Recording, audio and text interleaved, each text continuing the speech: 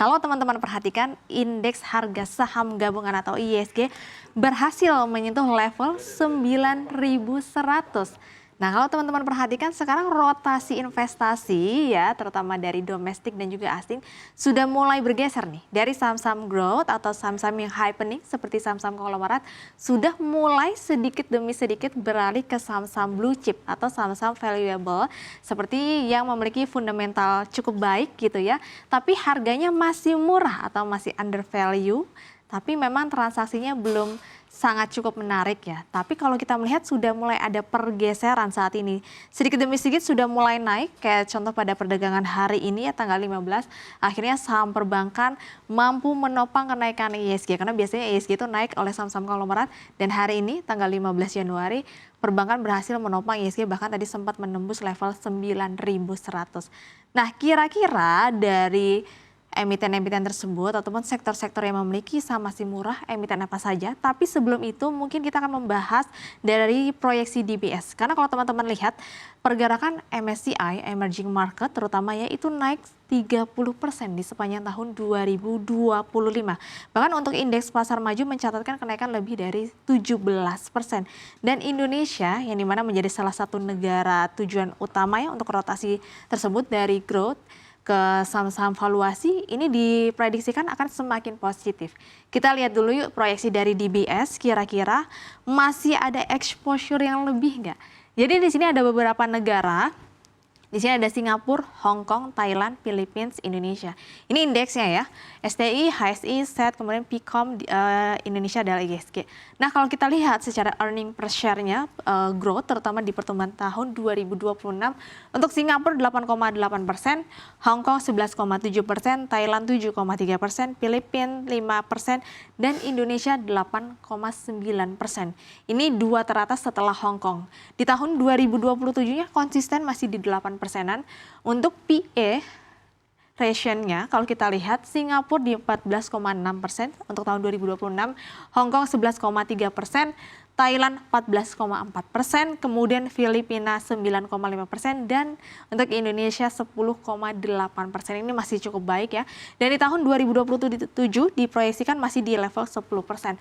Untuk PEG rasionya kalau kita lihat untuk Singapura di 1,7%, kemudian ada Hong Kong di 1,0%, kemudian ada Thailand 2,0%, ada Filipina 1,9%, dan Indonesia 1,2%. Dan di tahun 2027 proyeksinya sama 1,2%. Untuk dividen yield-nya kita paling besar ya proyeksinya. Untuk Singapura hanya 4,5%, Hong Kong 3%, Thailand 4,1%, kemudian Filipina 4%, dan juga Indonesia dividen yield-nya rata-rata indeksnya itu di 7,1%, dan tahun 2027 lebih kecil di 5,9%. Ini berarti baik sekali ya performnya, karena kita ketahui bank-bank himbara juga memberikan dividen yield yang cukup besar, bahkan kayak Bank Mandiri itu sudah levelnya di 10%-an. Nah kalau kita lihat memang sekarang pasar asing ini sudah, atau aliran dana asing sudah mulai masuk, terutama dalam sebulan terakhir itu hingga perdagangan 14 Januari sudah mencatatkan aliran dana asing itu mencapai 14,5 triliun rupiah. Nah kira-kira saham-saham atau sektor apa saja sih yang mulai berotasi tapi punya harga atau valuasinya masih murah? Yuk kita lihat. Nah yang pertama adalah dari sektor komoditas dulu. Jadi ini komoditasnya macam-macam ya. Apalagi harga emas, perak lagi all time high karena banyak ketidakpastian geopolitik. AS, Iran, Venezuela lagi berantem gitu ya. Ditambah lagi ada NATO dan Uni Eropa.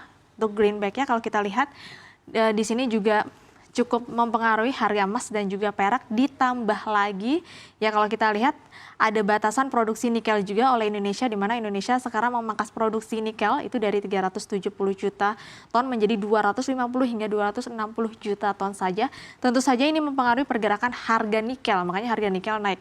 Nah di sini ada beberapa emiten komoditas yang memang punya potensi ya, punya upside tapi harganya masih murah.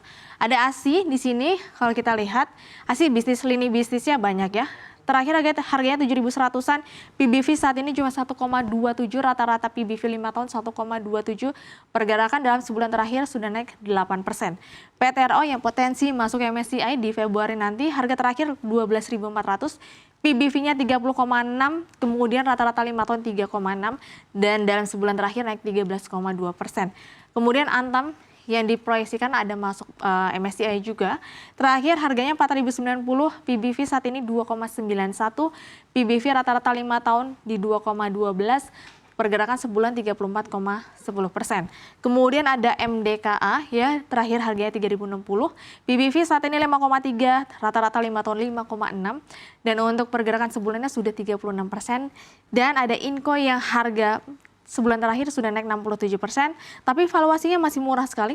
PBV saat ini 1,47, rata-rata 5 tahun di 1,44. Nah, selain komoditas, sektor apa lagi nih? Yuk kita ke slide selanjutnya. Nah, ini ada beberapa deretan saham konglo yang sebenarnya valuasinya masih murah, tapi dari sisi perform kinerja harga sahamnya belum begitu naik ya. Berbeda dengan saham-saham konglo kayak Prajuga Pangestu yang sudah, kemudian Bakri gitu ya, kemudian Happy Hapsoro, Hashim itu kan naiknya sudah gila-gilaan. Nah, ini beberapa emiten yang masih murah tapi kenaikan harga sahamnya tuh belum begitu signifikan. Yang pertama ada grup dari Astra atau AALI, itu PBV-nya cuma 0,6, rata-rata 5 tahunnya cuma 0,74. Kemudian rotasi sekarang juga mulai bergeser ya ke saham-saham Boy Thohir. Kalau teman-teman perhatikan ada Adro, ADMR, ESA itu naiknya sudah mulai nanjak gitu ya, sudah beralih rotasi ke saham Boy Thohir. Salah satunya ada Adro yang masih murah 0,77, PBV-nya rata-rata 5 tahun 0,96. Kemudian ada Ciputra Group atau CTRA, PBV-nya cuma 0,67, rata-rata 5 tahun 1,04. Ada Aguan juga, ya di sini ada Era, ada Eral juga terafiliasi ya. Di sini Era cuma 0,75, PBV rata-rata 5 tahun 1,17. Eral 1,03, rata-rata 5 tahun 1,05. Kemudian ada Salim ya, yang di consumer goods ada ICBP sama INDF juga masih murah, cuma memang harga sahamnya biasanya lemot ya naik ya. ICBP 1,9, PBV rata-rata 5 tahun 3,02, untuk INDF lebih murah lagi, PBV saat ini cuma 0,83, rata-rata 5 tahun 1,1. Kemudian ada dari energinya, ada Medco MEDC, dia cuma 0,97, rata-rata 5 tahun 1,02. Ada juga grup Jarum, ya, Towar atau TOWR itu cuma 1,25, rata-rata 5 tahun 3,6. Terakhir ada punya Salim ya, ini yang kurang liquid, unik, PBV-nya cuma 0,7 dan rata-rata 5 tahun cuma 0,91.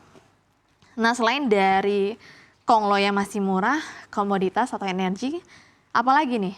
Tadi sempat saya bahas di awal. Yuk kita cek di slide selanjutnya. Ya, tentu aja saham perbankan ya. Saham perbankan ini kan masih murah gitu ya saat ini, meskipun memang asing baru sedikit-sedikit naiknya, terutama pada perdagangan 15 Januari hari ini. Untuk BNI, PBV saat ini cuma 0,98, rata-rata PBV 5 tahun 1,15%. BRI 1,7, dividennya menarik ya, hampir 10%, rata-rata 5 tahun 2,42.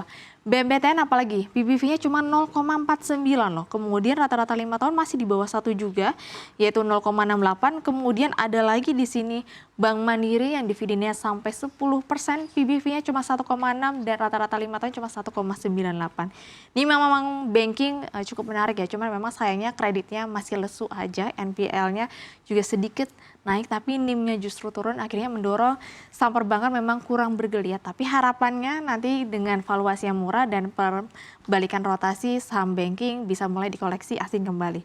Nah, yang terakhir kita ke sektor selanjutnya yang lagi happening. Ya teman-teman, kalau perhatikan dalam seminggu terakhir harga saham-saham properti ini sudah menunjukkan kenaikan yang cukup signifikan ya. Ternyata beberapa masih punya harga atau valuasi yang cukup murah. Apalagi ditambah pemerintah kan memperpanjang PPNBM 100% itu sampai 2027. Dan kalau teman-teman beli rumah di bawah 5 miliar ya, dan juga ada KUR perumahan dengan subsidi bunganya sampai 5%. Jadi sekarang kalau mau KPR rumah udah dapat nih subsidi dari pemerintah selain PPN-nya digratis. Yang pertama ada CBDK ya, yang memang terafiliasi dengan PANI. PBV saat ini cuma 4,43, rata-rata 5 tahun di 5,9. Kemudian PANI sendiri memang sudah sedikit lebih mahal ya, induknya 8,64, rata-rata 5 tahun 27,8. Kemudian Sumarekon murah 0,57, rata-rata 5 tahun 1,15. Ada CTRA punya Ciputra Group 0,7.